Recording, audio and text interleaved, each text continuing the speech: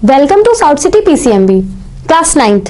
तो अभी तक आपको हेल्थ के लेक्चर्स में आपने देख लिया होगा कि हमने लास्ट लेक्चर में देखा था कि कॉजेज कौन कौन से होते हैं, जिसमें हमने इमीडिएट कॉज पढ़ा था, कॉन्ट्रीब्यूटरी कॉज पढ़ा था और इन्फेक्शियस कॉज पढ़ा था।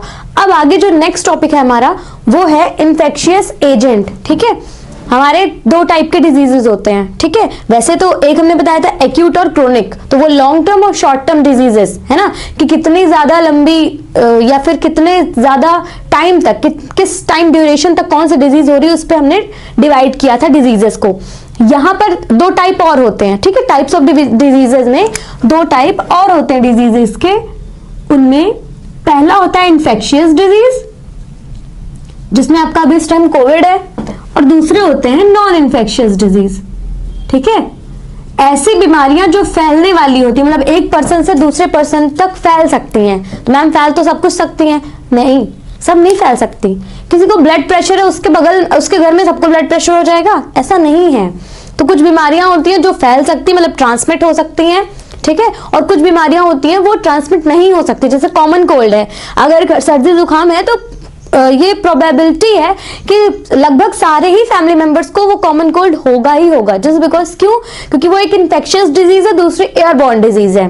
ठीक है, एयर में ट्रैवल करती है वो। कोविड भी उसी कैटेगरी में आपका आता है। लेकिन कैंसर, ठीक है, blood pressure, high blood pressure, low blood pressure, फिर आपका डायबिटिक पेशेंट जो होते हैं, ये फैलते नहीं। मतलब अगर किसी को डायबिटीज है, दैट डजंट मीन कि आप उसके बगल बैठेंगे, उसके साथ रहेंगे तो आपको भी डायबिटीज हो जाएगा, आपको भी हाई ब्लड प्रेशर की दिक्कत हो जाएगी। ऐसा नहीं होता। ठीक है, उस बेसिस पे हम टाइप्स ऑफ डिजीज को क्लासिफाई करते हैं। ठीक, तो अगर कोई डिजीज इन्फेक्शियस है तो क्यों है? ठीक है, अगर कोई डिजीज इन्फेक्शियस है तो क्यों है?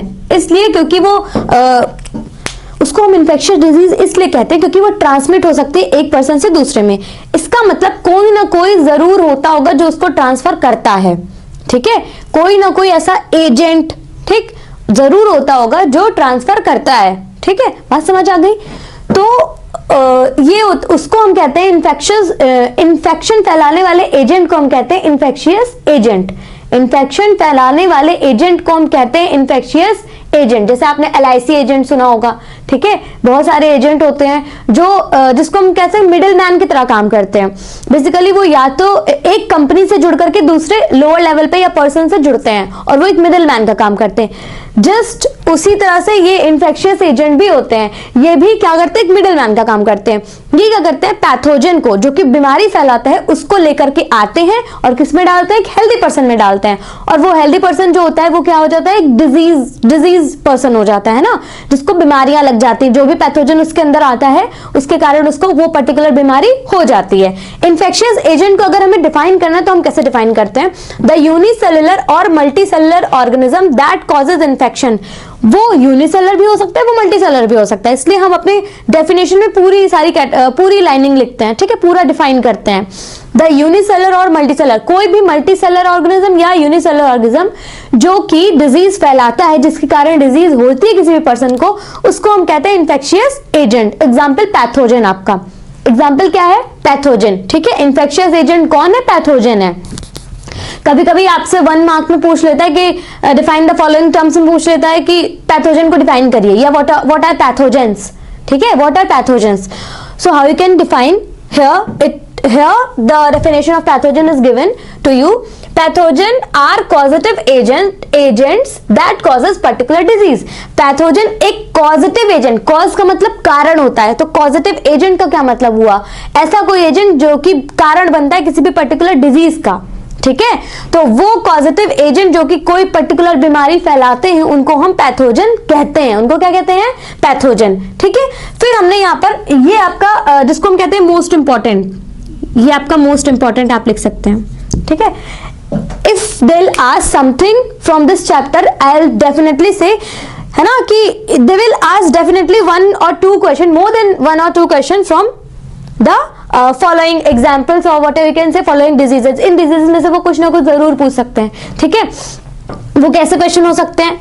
Name 2 diseases caused by virus, name 2 diseases caused by bacteria, या इसको दूसरी तरह से name 2 bacterial disease, name 2 viral disease. ठीक है, नेम 2 ये आपका फंगल डिजीज, ठीक है, which can be caused by a fungi, ये सारी चीजें।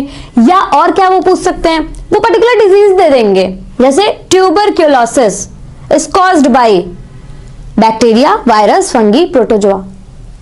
आपको ऑप्शन देना है, ठीक है, मतलब आपके सामने ऑप्शन भी रखे जा सकते हैं, या वो आपसे पूछ भी सकते हैं, ठीक है, कि विच ऑफ द, या कभी कभी ऐसे भी क्वेश्चन पूछे जाते हैं कि which of the following is a viral disease. आपको बहुत सारे डिजीजेस का नाम दे देते हैं, जैसे कॉमन कोल्ड, ठीक है, ट्यूबरक्यूलोसिस, फिर आपको फाइलेरियासिस, सब दे देगा, पूछेगा कि which of the following is a viral disease, which of the following is a bacterial disease. So they can ask you, है ना, they can ask you some different type of question, है ना, वो अलग अलग तरीके से, but the basic idea which you can take, ठीक है, कि कैसे क्वेश्चन वो आपको, मतलब मैं हमेशा कहती हूँ कि आप एक टॉपिक तैयार कर लीजिए, वो क्वेश्चन कहीं से पूछ लें, आप बताने लायक रहोगे, ठीक है। If you have prepared a topic, if you have prepared a question, ठीक है, for example if you have prepared a question, you can only answer that particular question, but if you have prepared a whole topic, है ना, a particular topic, they can ask, you can, है ना, confidently say कि you can ask me anything from anywhere, मतलब आप कहीं से भी पूछ लो, कुछ भी पूछ लो, मैं सब कुछ बता पाऊंगा। क्यों? क्योंकि अपने टॉपिक पढ़ा है, एक पर्टिकुलर आप क्वेश्चन पढ़ के नहीं जाओगे, ठीक है। तो will discuss a particular topic, then will move towards the question part. मैंने आपसे पहले भी कहा था कि हम क्वेश्चन पार्ट पे मूव करेंगे, क्योंकि ये एक ऐसा चैप्टर है जो कि, जिसको कहते हैं ना कि बच्चों के अंदर बहुत सारी वो रहती है कि हमने पढ़ तो लिया पर हम क्वेश्चन सॉल्व नहीं कर पा रहे हैं, तो उसके लिए हमें क्वेश्चन सॉल्व करवाने पड़ेंगे, क्वेश्चन हमें बताना पड़ेगा। प्लस बायो की एक डिमेरिट होती है, जैसे सब कहते हैं बायो ले लो, कुछ ना मिले तो बायो ले लो, पहले पे मैथ्स ना ले पाओ तो बायो ले लो, बायो ना ले पाओ तो कॉमर्स ले लो, पर ऐसा नहीं है। हर इंसान हर सब्जेक्ट की अपनी कुछ एडवांटेजेस होते हैं और डिसएडवांटेजेस होते हैं। इसकी डिसएडवांटेज पता है क्या है? पहली बात, आपको 3 नंबर से ऊपर, अगर मतलब 3 नंबर से लेकर के 5, 10 जितने भी नंबर के क्वेश्चन आ रहे हैं, ठीक है, अगर सूटेबल कोई डायग्राम बन सकता है, then you have to make diagram, है ना। यू हैव टाइम गिवन और not, but you have to make the diagram. आपको डायग्राम बनाना ही बनाना है, that is the first demerit. दूसरी क्या होती है, आपको बायो में बहुत सी चीज जो मतलब मैं हमेशा कहती हूँ, अपने ऑफलाइन बैचेस में भी मैं यही बताती हूँ कि आपको एक्सप्रेस करना आना चाहिए, है ना। When you'll sit during your examination, you'll think about how to start and where to start. मतलब शुरू कहां से करें। बायो में क्वेश्चन देख करके बच्चा यही सोचता है मैं शुरू कहां से करूं, क्या लिखूं इसमें, और वो फिर पूरा एकदम कथा लिख करके, पर्टिकुलरली आपको कुछ नहीं लिखना। पैथोजन में अभी आपको कुछ नहीं आता है इधर, पैथोजन आर द एजेंट्स और अ टाइप ऑफ ऑर्गेनिज्म, बहुत कुछ आप लिख के आओगे। रेलिवेंट मटेरियल लिख करके आओ ना, क्यों इतना आप अपने दिमाग को वजन दे रहे हो, क्यों भाई? जब आपको पर्टिकुलर चीजें पढ़ाई जा रही है, आप उतना याद करके जाओ, आप भी हल्के दिमाग से रहोगे और आप दूसरे सब्जेक्ट को भी टाइम दे पाओगे, है ना। तो जितना पूछा जा रहा है, मतलब इतना पढ़ो। कोई चीज है ना, क्वालिटी मैटर, जो हम कहते हैं quality matter, quantity does not matter, do not matter, only quality matter, ठीक है। तो क्वालिटी मैटर करती है। आप इतना पढ़ के जाओ, आपको याद कुछ ना रहे, मैटर नहीं करता। इतना पढ़ के जाओ पर वो सॉलिड हो, ठीक है। और वो भी मैं ये नहीं कह रही कि वो पढ़ के जाओ जो आना ही नहीं है, ऑब्वियस सी बात है, वो ही पढ़ के जाओ जो आना है, बट थोड़ा पढ़ के जाओ, ठीक है, तो it will be good for you. अब हम देखते हैं common examples of diseases caused by. तो हम देख लेते हैं बेसिकली कौन कौन सी डिजीजेस वायरस से होती है, कौन सी बैक्टीरिया से होती है, कौन सी टाइफाइड से, सॉरी कौन सी फंगी से होती है, सारी चीजें देखेंगे, ठीक। तो common cold, influenza, dengue fever और एड्स, ठीक है, ये सारी बीमारियां वायरल डिजीजेस हैं। कौन सी डिजीज है? Viral disease. ये वायरसेस से फैलती है। किससे फैलती है? वायरस से, ठीक है। मतलब इनके पीछे कौन जिम्मेदार, कौन सा पैथोजन? पैथोजन जो होता है ना, कई तरह के होते हैं। वो पैथोजन वायरस भी हो सकता है, वो बैक्टीरिया भी हो सकता है, वो फंगी भी हो सकता है, प्रोटोजोआ, वर्म्स, कुछ भी हो सकते हैं वो। यहां पर इन चारों के लिए, मतलब AIDS, dengue fever, influenza, common cold, इन चारों के लिए कौन जिम्मेदार है? एक वायरस जिम्मेदार है। कौन जिम्मेदार है? वायरस, ठीक है। जैसे आप एड्स के बारे में थोड़ा आप में डिटेल है, अभी मैं आगे इसको जब आगे टॉपिक पढ़ाऊंगी तो आगे आपको एड्स के बारे में पूरा डिटेल बताऊंगी, ठीक है। तो एड्स आप ये जानते होंगे कि ये किससे होता है? एचआईवी, है ना, HIV virus, human immuno deficiency virus, human immuno deficiency virus, ठीक है, इसको हम कहते हैं, ठीक, ये HIV वायरस, और हम जानते हैं कि किससे होता है एड्स, किससे होता है HIV वायरस, दैट मीन्स ये एक वायरल डिजीज है, ठीक है। आपका कॉमन कोल्ड ये राइनो वायरस से होता है, ठीक, ये किससे होता है, राइनो वायरस से होता है। ऐसे ही सारे ये मतलब आपकी जितने भी डिजीजेस हैं ये सारे की ये सब वायरस से होते हैं। द नेक्स्ट वन जो है वो हमारा है बैक्टीरिया, ठीक है।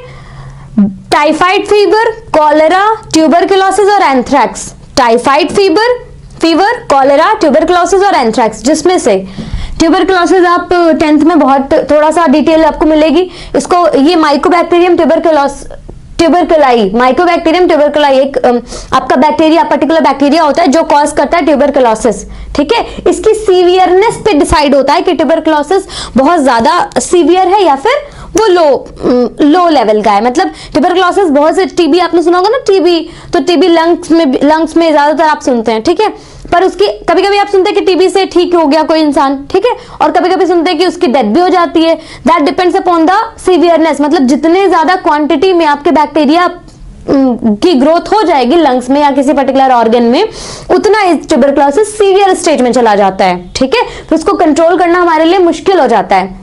जैसे इंडिया में 1-2 आतंकवादी हैं तो उनको कंट्रोल किया जा सकता है, पर अगर झुंड आ जाए और हमारी आर्मीज से ज्यादा वो आ जाए तो ये पूरी ऑब्वियस बात है कि वो उनको खत्म करके हमारे बॉर्डर के अंदर इंडिया में आ जाएंगे। उसी तरह से ये बैक्टीरिया के ग्रोथ पे डिपेंड करता है, ठीक है, कि कितनी सीवियर डिजीज होगी।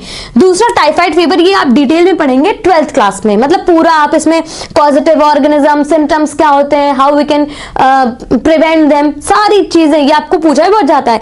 ये होता है सैल्मोनेला टाइफी, एक बैक्टीरिया होता है सैल्मोनेला टाइफी जिससे टाइफाइड फीवर होता है, ठीक है। ये सारी कॉलरा, एंथ्रैक्स, ये सब बैक्टीरियल डिजीज एक बैक्टीरिया से होती हैं, ठीक। फंगी, ये रिंगवर्म होता है, ठीक है। फंगी से क्या होता है, रिंगवर्म होता है। ये स्किन इन्फेक्शन होता है जो कि कौन कॉज करता है, ये फंगी कॉज करता है। एक फंगस होता है जो कि आई थिंक वो ट्राइकोडर्मा, माइकोस्पोरम, ट्राइकोडर्मा, ये सारे 3 फंगी होते हैं आप में। पहला माइकोस्पोरम, ट्राइकोडर्मा, ये सारे रिस्पॉन्सिबल होते हैं किसके, रिंगवर्म डिजीज के लिए, ठीक है। The next one is protozoan disease. तो मलेरिया और काला आजार, मलेरिया, काला आजार, ये 2 ऐसी बीमारियां हैं जो एक प्रोटोजोन से फैलती हैं। हम सब जानते हैं कि मलेरिया को कौन फैलाता है, female anopheles mosquito, but that is a vector, that you cannot say कि that particular female anopheles mosquito is a pathogen, है ना। वो पैथोजन नहीं, वो वेक्टर है। वेक्टर और पैथोजन में डिफरेंस होता है। पैथोजन वो ऑर्गेनिज्म होता है जिसके कारण बीमारी फैलती है, और वेक्टर क्या करता है, वेक्टर पैथोजन को उठा करके जब मतलब बेसिकली वो जिसको कहते हैं ना एजेंट, जिसको कहते हैं वो ट्रांसफरिंग एजेंट बनता है, मतलब ट्रांसफर करने वाला, ठीक है। अगर हम बात करें मलेरिया की तो फीमेल एनोफिलीज मॉस्किटो के कारण नहीं होता है। फीमेल एनोफिलीज तो पैथोजन को सिर्फ ट्रांसफर करवाती है। वो क्या करती है कि उसके अंदर जो पैथोजन मलेरिया का होता है उसको जब वो ब्लड सक करती है तो वो रिलीज कर देती है स्पोरोजोइट्स को, और वो स्पोरोजोइट्स हमारे बॉडी में ब्लड सेल्स के थ्रू जाकर के लीवर को डैमेज करते हैं, फिर वो आरबीसीज को रप्चर करना शुरू करते हैं। साइजोंट स्टेज, रोजेट स्टेज, साइजोंट स्टेज में आपका हीमोजॉइंट पिगमेंट रिलीज होता है। ये सब आप पढ़ोगे 12th क्लास में। हीमोजॉइंट पिगमेंट जैसे रिलीज होता है आपको शिवरिंग होती है, इसीलिए कहा जाता है कि मलेरिया में ठंड लगती है, फिर कपकपी आती है और फिर बुखार उतर जाता है, ठीक है। मतलब बॉडी एकदम ठंडी पड़ जाती है, पहले बुखार आएगा, फिर शिवरिंग होगी और फिर बॉडी एकदम चिल पड़ जाएगी, ठीक है। ये शिवरिंग कब होती है, जब हीमोजॉइंट पिगमेंट रिलीज होता है, फिर वो वापस उसमें आ जाते, फिर से वो रप्चर करेंगे पूरे लीवर आरबीसीज को, और ये पूरा चक्र चलता रहता है। मतलब बार बार वो अटैक करते हैं लीवर और आरबीसीज पे, ठीक है। इस वजह से प्लेटलेट्स वगैरह, आरबीसीज, ये हीमोग्लोबिन वगैरह बहुत लो चली जाती है आपके डेंगू और मलेरिया में, ठीक है। तो ये काला आजार, मलेरिया, इनको फैलाना, मतलब फैलाने का काम करता है वेक्टर। कौन सा, इसको फैलाने के लिए लगता है हमारा ये फीमेल एनोफिलीज मॉस्किटो, लेकिन जो पर्टिकुलर पैथोजन होता है वो प्रोटोजोन होता है, ठीक है। वो particular plasmodium pathogen, plasmodium vivax, plasmodium malariae, ये सारे होते हैं। Plasmodium malariae, plasmodium vivax, plasmodium falciparum, ये 3 होते हैं, ठीक है, जो मलेरिया कॉज करते हैं, ठीक है। आगे बढ़ोगे आप लोग। काला आजार, ठीक, ये दोनों किसकी, प्रोटोजोन डिजीज है। 5वां जो हमारा आता है एलिफेंटियासिस, ठीक है। एलिफेंटियासिस, इस जो हाथी पांव आपने सुना होगा ना, एलिफेंटियासिस, इसमें क्या होता है कि जो लोअर लिम्ब होता है वो अफेक्टेड होता है और पूरा जो पैर होता है वो पूरा स्वेल कर जाता है, जस्ट लाइक अ एलिफेंट लेग, वो पूरा एलिफेंट लेग की तरह पूरा हो जाता है। ठीक है, इसको हम फाइलेरियासिस भी कहते हैं। बाई चांस आपसे पूछ लेते हैं कि फाइलेरियासिस किससे होता है, तो वो वर्म से होता है फाइलेरियासिस। ठीक, आगे आपको ये भी आप पूरा डिटेल में 12th क्लास में पढ़ोगे। वुचेरेरिया बैनक्रॉफ्टी, वुचेरेरिया बैनक्रॉफ्टी और वुचेरेरिया मलाई, ये दो कॉजेटिव और वो हैं ऑर्गेनिज्म है, मतलब वर्म्स हैं जिसके कारण फाइलेरियासिस होता है या फिर एलिफेंटियासिस होता है। ये पूरा आपका खत्म हो गया। आप इसको चाहे तो स्क्रीनशॉट ले सकते हैं, अपनी कॉपी में नोट करें, इसमें से आपको डेफिनेटली 1 से 2 क्वेश्चन मिलेंगे। ठीक है, इसके बाद में जो नेक्स्ट चीजें हम देखने जा रहे हैं वो ये है कि मीन्स ऑफ स्प्रेड। जैसे हम समझ गए कि बीमारी फैलती है, अब हम देखेंगे कि बीमारी कैसे कैसे फैल सकती है। ठीक है,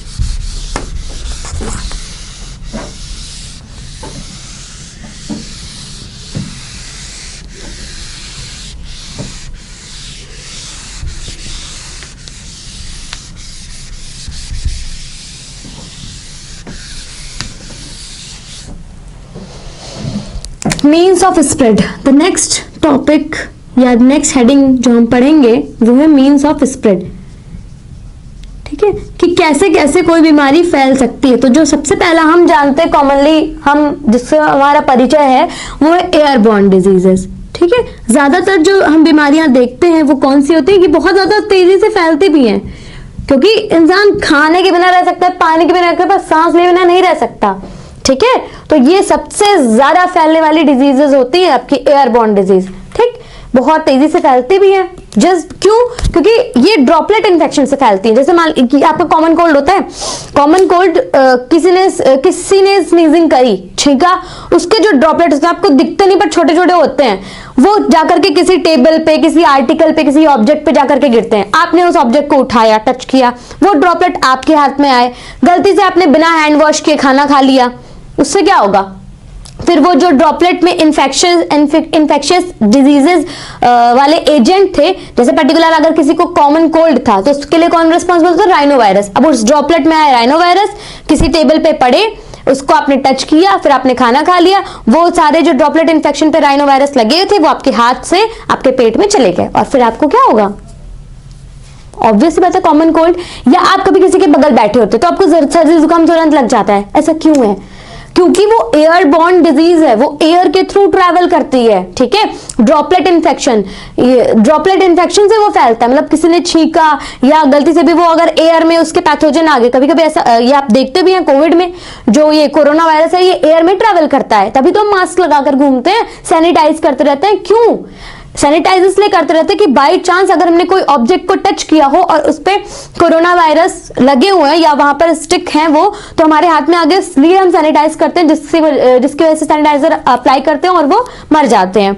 दूसरा, मास्क क्यों लगाते हैं? मास्क इसलिए लगाते हैं कि मान लो किसी ने नहीं छींका पर वो ट्रैवल कर सकते हैं। ठीक है, जो कोरोना वायरस होता है वो एयर में ट्रैवल कर सकता है, तो अब वो एयर में है। ठीक है, अब आप सांस तो लेना बंद नहीं कर सकते, तो आप एक मास्क लगा करके, एक पर्टिकुलर जिसको हम कहते हैं शीट, ठीक है, क्लोथ लगा करके फिर आप जब सांस लोगे तो जो जितने भी वायरस है वो आपके मास्क के ऊपर वाली लेयर पे रह जाएंगे, वो आपके अंदर इनहेल आप उनको नहीं करोगे। जब तक आपके अंदर वो नहीं जाएंगे तब तक वो आपका कोई नुकसान नहीं पहुंचा सकते हैं।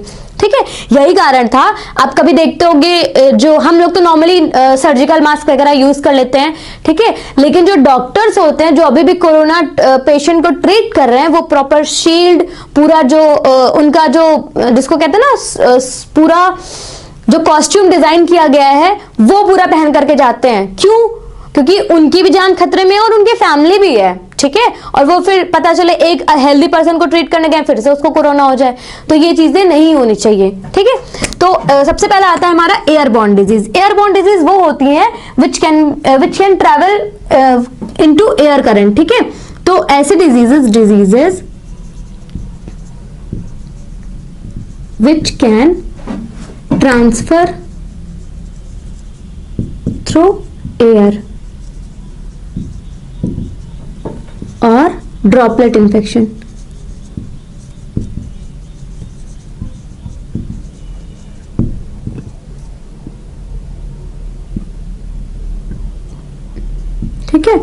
ड्रॉपलेट इन्फेक्शन या फिर एयर के थ्रू जो ट्रांसफर हो सकती है उनको हम क्या कहते हैं, एयरबॉर्न डिजीजेस कहते हैं। फॉर एग्जाम्पल, इसमें हम एग्जाम्पल ले सकते हैं हमारा कॉमन कोल्ड, ठीक, कॉमन कोल्ड इससे ही फैलता है। फिर आपका जो आता है टाइफाइड, जो टाइफाइड होता है ना, टाइफाइड फीवर, सैल्मोनेला टाइफी, वो बैक्टीरिया होता है, वो भी उसी से फैलता है, ठीक। नेक्स्ट जो होता है हमारा वो होता है वाटर बॉर्न डिजीजेस। कुछ ऐसी बीमारियां होती हैं जो पानी के थ्रू भी फैलती हैं, इसीलिए कहा जाता है कि मिनरल वाटर का यूज करिए। क्यों? क्योंकि कुछ ऐसी बीमारियां होती हैं जो किससे फैलती हैं, पानी से फैलती हैं। आप कानपुर चले जाइए, बिना पी लिया के वापस नहीं आओगे, इतना गंदा पानी है। Not to hurt anyone but by hurt, heartly, मतलब किसी को हर्ट करने के लिए नहीं, लेकिन ये चीज रियलिटी है, क्योंकि वहां का पानी इतना गंदा है। ये आप खुद जाकर के ऑब्जर्व करिए, जो रहते हैं वो भी जानते होंगे, ठीक है। तो जो वहां से हैं उनको पर्टिकुलरली कोई मतलब कुछ भी कहा नहीं जा रहा है, वो दिल पे ना लें, नॉट टू हर्ट एनीवन, ठीक है, by hurt, heartly I am saying, ठीक है। तो वाटर बॉर्न डिजीजेस में आपका सबसे पहला आता है जॉइंडिस, ठीक। ये आपकी कौन सी है, वाटर बॉर्न डिजीज है, जो वाटर के थ्रू फैलती हैं, ठीक है। The next one is STDs, sexually transmitted disease. इनका फुल फॉर्म होता है सेक्सुअली हाँ, इस पे क्वेश्चन बहुत पूछा जाता है, सेक्सुअली ट्रांसमिटेड। लेकिन आस्क यू कि right few examples of STDs, ठीक है, ट्रांसमिटेड डिजीज। इसमें आपका एक तो आप बहुत अच्छे से जानते हो क्या है, एड्स। दूसरा हमारा होता है क्या, सिफाइलिस। गोनोरिया भी होता है, आप उसको भी याद कर सकते हो। हम दो एग्जांपल लेके चल रहे हैं। ये क्या होते हैं, which can be transferred sexually. और लास्ट जो हमारा होता है वो है वेक्टर। वेक्टर का मतलब कोई भी एजेंट के थ्रू, जब एजेंट के थ्रू, बाय एजेंट, ठीक है, बाय मैकेनिकल एजेंट, जैसे मॉस्किटो, मलेरिया, डेंगू। डेंगू आपका एडीज मॉस्किटो से होता है, आपका मलेरिया इनसे क्या कहते हैं, फीमेल एनोफिलीज मॉस्किटो से होता है। तो जब वेक्टर के थ्रू फैलती है उनको वेक्टर के थ्रू भी फैल सकती है, ये सेक्सुअली भी फैल सकती है, वाटर के थ्रू भी फैल सकती है, एयर के थ्रू भी फैल सकती है। सारी हमने इसमें नोट डाउन कर ली। अब ये आपसे पूछ सकता है कि write to airborne disease, write to STDs, है ना, कि सेक्सुअली ट्रांसमिटेड डिजीज का नाम बताओ, या write two disease, name two diseases which can be caused by a vector, name two waterborne disease. तो they can ask you anything, not anything, but yes, they can ask you these type of questions. So that's why ये सारे topics मैंने आपको clear करवा दिए। Thank you so much. Video पसंद आया हो तो like, share and subscribe us.